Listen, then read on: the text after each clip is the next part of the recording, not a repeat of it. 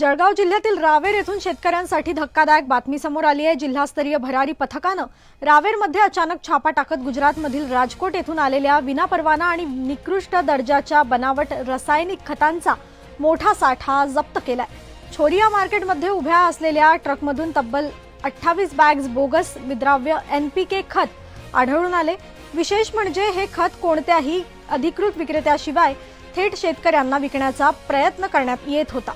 या प्रकरणी 2 कंपन्यांविरोधात गुन्हा दाखल करण्याची प्रक्रिया सुरू असून ट्रक व खतांचा साठा पोलीस ठाण्यात जमा करण्यात आलाय।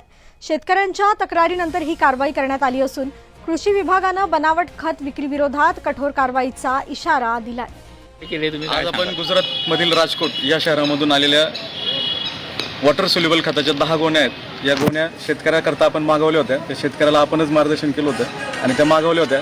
आपल्याला हे प्रत्यक्ष गुजरातवरून आलेलं खत वाहनासह पकडायचं होतं। त्याकरता शेतकऱ्याच्या मदतीने आज आपण हा सापळा रचला होता आणि त्यामध्ये ह्या 10 गोण्या इथं पोहोच झाल्यानंतर आपण पोलिसांच्या मदतीने या गोण्या या पोलीस स्टेशनला आणलेल्या आहेत। अजून पण नाही प्रत्यक्षात 2 महिन्यापूर्वीच म्हणजे डिसेंबर महिन्यामध्येच आपल्याकडे लेखी तक्रार आली होती एका शेतकऱ्याकडनं। त्यात त्याने सांगितलं होतं त्याने जवळपास 30 गोण्या खरेदी केल्या होत्या आणि त्या गोण्या खरेदी करत असताना ऑनलाईन पद्धतीने पेमेंट करून थेट शेतकऱ्याला हा माल पोहोचवण्यात आला होता 30 गोण्या। आणि त्या गोण्यांचे आपल्याकडे तक्रार आल्यानंतर आपण त्याचे नमुने घेतले। नमुने खतांचे आपण प्रयोगशाळेत पाठवले।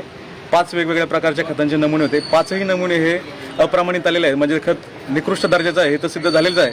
मात्र त्यापेक्षा देखील महत्त्वाचं म्हणजे निकृष्ट असल्याचं जे प्रमाण आहे ते देखील प्रचंड आहे। म्हणजे अत्यंत कमी दर्जाचं बोगस खत या कंपन्यांनी विकलेलं आहे। आणि विशेष म्हणजे जे 2 महिन्यापूर्वी आपल्याला खत आलं होतं, आपण पाहत असलेल्या या ठिकाणी फेमोसो नावाने त्याचा उल्लेख आहे।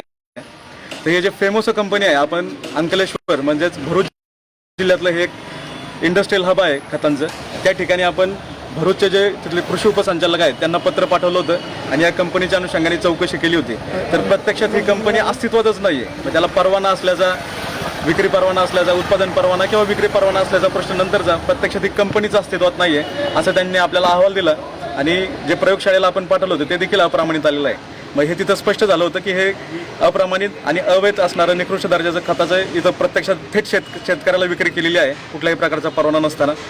फक्त आपल्याकडे त्यावेळेस स्ट्रॉंग एव्हिडन्स नव्हता, सबळ असा पुरावा नव्हता की हे खत प्रत्यक्ष गुजरातमधूनच पाठवण्यात आलेलं आहे। याकरता आपण गेले 2 महिने सातत्यानं शेतकरी जे आहेत आपले उदयभान पाटील यांच्या मदतीने त्या कंपन्यांच्या संपर्कात होतो आणि त्या कंपन्यांकडून हे खत प्रत्यक्ष मागवण्याचा आपण सापळा रचला होता आणि आज ते प्रत्यक्षात खत आपल्याकडे पोहोच झालेला आहे।